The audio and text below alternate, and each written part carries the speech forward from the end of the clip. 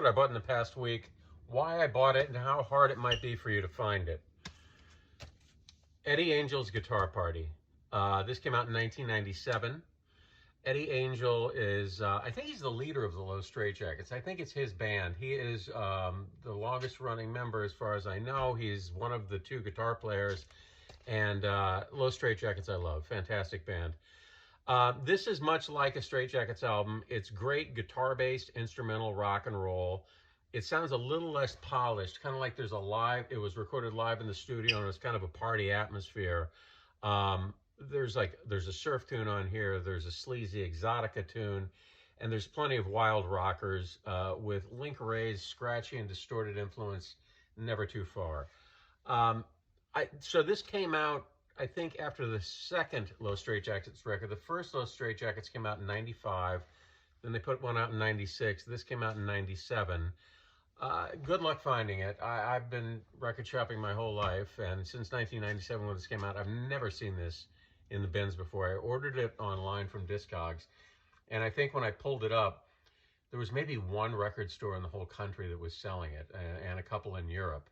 But if you ever wanted to know what it sounded like to have somebody play guitar in a gorilla suit, this is the record for you. Next up, Sir Richard Bishop. I really like this guy. He is a guitar player for the 80s and 90s cult band, the Sun City Girls. He plays instrumental, improvisational, ethnic fusion of like Indian ragas and Middle Eastern and North African music mixed with American primitive folk music. I have 2 of his right now. This is his new one, and this one.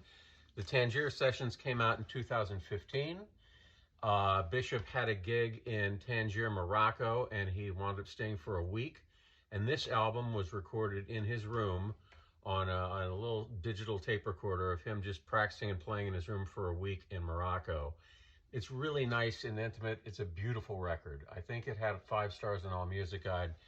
Highly recommended. And this, with this great artwork, isn't this fantastic? This is called Hillbilly Ragas, and it's much more raw and aggressive. And the guitar playing, and it blends American folk blues with Indian ragas. And on occasion, you hear a whisper of Django Reinhardt in there.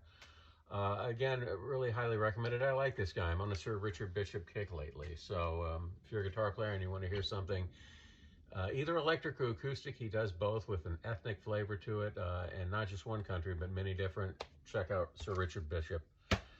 Next up, I always get every Jazz Dispensary record that comes out, and it seems like every record store day, usually for both of them, there's a new Jazz Dispensary. This one is, it's called Dream a Dream with Studio G.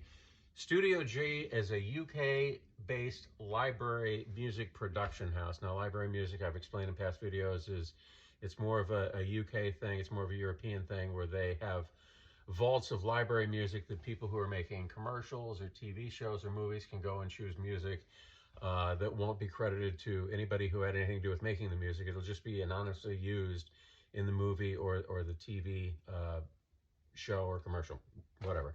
So this is a collection of tracks from 70s to 90s, and it ranges from psychedelic jazz to kind of yacht rock jazz. It's a little mellow, but it's really nicely edited. I mean, it kind of makes like a psychedelic dreamscape, the way all the pieces are edited together. And side 1 is supposed to be morning, and side 2 is supposed to be midnight. It sounds a little hippy-dippy, but when you listen to it, it makes kind of sense. I mean, side 1's a little more bright, side 2 is a little more dark and brooding. I could have used with a little more of an experimental or a little more of an edge with the music and less yacht rocky jazz, but I will say that the final product is not bad. I put it on and listened to it a couple times, and it's again, the editing is really nice, the seamless flow from one track to the next. Give it a shot. Finally, everybody should be getting the Tone Poets. It's, I think, the 4th year that Blue Note's been doing the Tone Poets, are releasing great old records that would cost you an arm and a leg if you found them in the wild, the original albums. This is Andrew Hill, and it's called Grassroots. Yes, Grassroots. And it's got Lee Morgan on trumpet, Booker Irwin on tenor sax, and he's known for adventurous, challenging post-bop music. but he could find a groove and a beautiful melody when he wants to, and he does on this record. This is probably one of his more accessible works, and you know, all of Andrew Hill's stuff is great, and I recommend this, and all the Don Poets that have been coming out for the past few years. They're all wonderful. That's it.